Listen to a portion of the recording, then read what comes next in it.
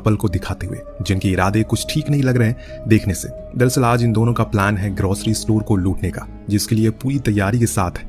हालांकि जब पूरा स्टोर लूटने के बाद भी जोडी का मन नहीं भरा, क्योंकि उसने कैशियर के पीछे रखे एक बॉक्स को देख लिया और जिद करने लगी कि उसे खोलो। लेकिन वो कैशियर उसे आगाह करता है कि उसमें वो नहीं है जो वो उससे चाहिए, इसीलिए उसे मत खोलो। लेकिन जोडी के मन में लालच था, इसीलिए उसने उसे खोल दिया। तभी एक गोली की आवाज आई। हम सीधा पहुंच गए एक वीराने जंगल में, जहाँ एक सहमी सी अकेली लड़की, जो न जाने कब से यहाँ भूख के कारण भटक रही है। आगे पीछे उसके कोई नहीं था, न जाने क्या हुआ था उसके साथ अतीत में, जो अभी इस हाल में है वो। लेकिन फिलहाल अभी उसे अपने सामने एक लकड़ी की झोपड़ी दिखाई दी था। उसके हाथ लगा, उसे वो खाना शुरू कर देती है। लेकिन तभी बाहर से किसी की डरावनी आहट सुनाई दी।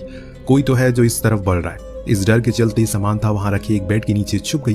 तभी वो शख्स अंदर आया। हाथ में उसके एक कुल्हाड़ी थी, पर वो कौन था ये हम नहीं देख सके। उसने अपने खाने का बैग उठाया और चुपचाप चल पड़ा। नीचे छुपी समांथा चुपचाप सहमी सी छुपी रहती है। जब कुछ समय बीत गया तो उसने निर्णय लिया कि अब उसे यहाँ से बाहर निकलना चाहिए, इसीलिए वो फौरन भागने का फैसला करती है। लेकिन तभी अचानक उसकी टक्कर उसी आदमी से हो गई जिसका नाम टॉम था। लेकिन वो उसे कोई नुकसान नहीं पहुंचाता, बल्कि वो तो उसकी मदद करता है। जो देख समांथा उसे माफी मांगती है कि उसने उसके बैग से खाना चुराया, क्योंकि वो 2 दिन से भूखी थी।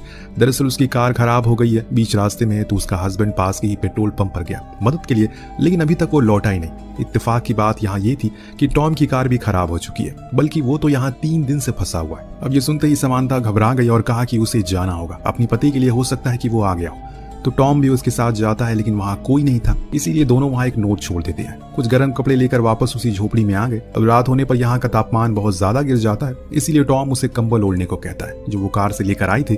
पर उसे ये समझ नहीं आया कि उसका पति उसे ऐसे बीच जंगल में अकेले छोड़कर क्यों चला गया। साथ लेकर भी तो जा सकता था। तो समांथा ने बताया कि वो प्रेग्नेंट है, इसीलिए उसने ऐसा किया होगा। ये सुनने पर टॉम उसके बेड पर सोने को कहता है और खुद जमीन पर सोने की बात करता है। सोने से पहले उसने उसे पीने का पानी दिया, जो कि वो पास में बह रही एक झील से लेकर आया था। लेकिन अजीब बात यह थी कि अगले दिन जब वो वापस गया तो वो झील का नामो निशान ही नहीं था। पर इन्हीं उलझन भरे सवालों को लेकर देता बाहर गई तो उसे एक सफेद बालों वाली लड़की बेहोश पड़ी मिली।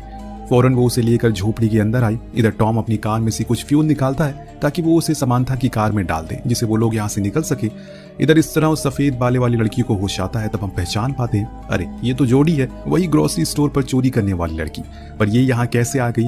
अब जब उसने समांथा को देखा, सोचा कि ये कोई गलत औरत है और ये जगह उसी की है।